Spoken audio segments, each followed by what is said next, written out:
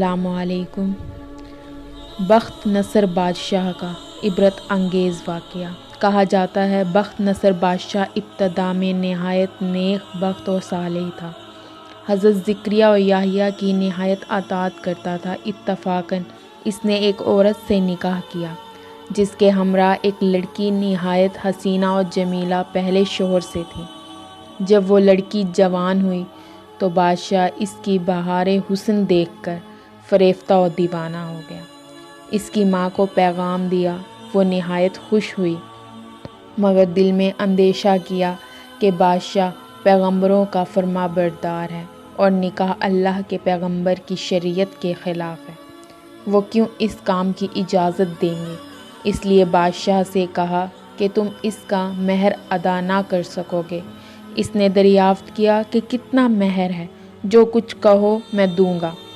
عورت نے کہا اس کا مہر تمہارے دونوں پیغمبروں کا سر ہے، اگر تم یہ مہر ادا کر سکو تو لڑکی حاضر ہے، ورنہ اس کا نام بھی مت لو۔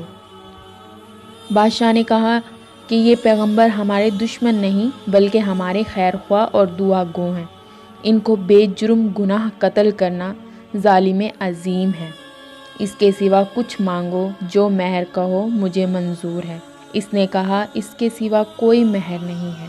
بادشاہ نے ہوائے نفسانی سے مغلوب ہو کر فوج کو حکم دیا کہ دونوں بے گناہوں کا سر کاٹ لاؤ۔ حکم کے بعد سپاہیوں نے جا کر اول حضرت یحییٰ کو بیت المقدس میں قتل کیا اور حضرت زکریا یہ حال دیکھ کر جنگل کی طرف بھاگ نکلے۔ فوج پیچھے ہوئی اور شیطان نے ان کی رہنمائی کی۔ جب سپاہیوں نے آ گھیرا تو حضرت زکریا نے ایک درخت سے التجا کی کہ مجھ کو اس وقت پناہ دے۔ وہ درخت پھٹ گیا، یہ اس کے اندر سما گئے، وہ پھر بند ہو گیا، لیکن تھوڑا سا کپڑا باہر رہ گیا۔ فوج حیران ہوئی کہ کہاں غائب ہو گئے۔ شیطان نے نشان دیا کہ اس درخت کے اندر ہے، یہ کپڑا ان کے موجود ہونے کی علامت ہے۔ پھر شیطان نے آرا کی ترغیب بتلائی، درخت چیرا گیا۔ جب نوبت آرا کی سر تک پہنچی تو حضرت زکریا نے سسکی بھری، حکم الہی نازل ہوا، اغراف کرو گے تو پیغمبری سے خارج کر دیے جاؤ گے۔ تم نے غیر سے کیوں پناہ مانگی؟ اگر ہم سے التجا کرتے تو کیا ہم پناہ نہ دیتے؟ اب اس کا مزہ چکھو اور چپ سر پر آرا چلنے دو۔ غرض یہ کہ سر سے پاؤں تک جسم چیرا گیا۔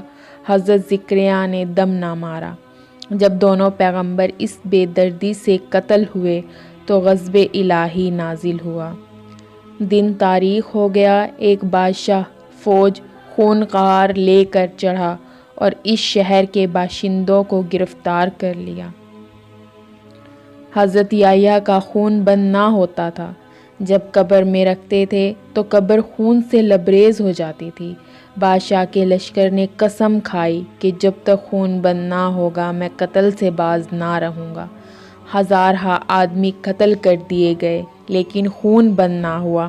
اس وقت ایک شخص حضرت یحییٰ کی لاش پر آیا اور کہا کہ تم پیغمبر ہو یا ظالم؟ ایک خون کے بدلے میں 1000 آدمی قتل ہو چکے ہیں، اب کیا سارے جہاں کو قتل کرواؤ گے؟ اتنا کہنا تھا کہ خون بند ہو گیا۔ اس واقعے سے ہمیں یہ سبق ملتا ہے کہ ہمیں ہر حال میں صرف اور صرف اللہ تعالیٰ کی اور اس کے رسول پاک صلی اللہ علیہ وآلہ وسلم کی اطاعت کرنی چاہیے۔ اگر ہمیں مدد کی ضرورت ہو تو صرف ہمیں اپنے اللہ سے مدد مانگنی چاہیے اور کسی سے نہیں، کیونکہ اللہ تعالیٰ نہایت رحم کرنے والا اور بہترین مددگار ہے۔ اس واقعے سے سبق حاصل کرتے ہوئے ہمیں چاہیے کہ نہ تو کبھی کسی پر کوئی ظلم کرے اور نہ اللہ کے سوا کسی سے مدد مانگے۔ اللہ تعالیٰ ہم سب کو عمل کرنے کی توفیق عطا فرمائے، آمین یا رب العالمین۔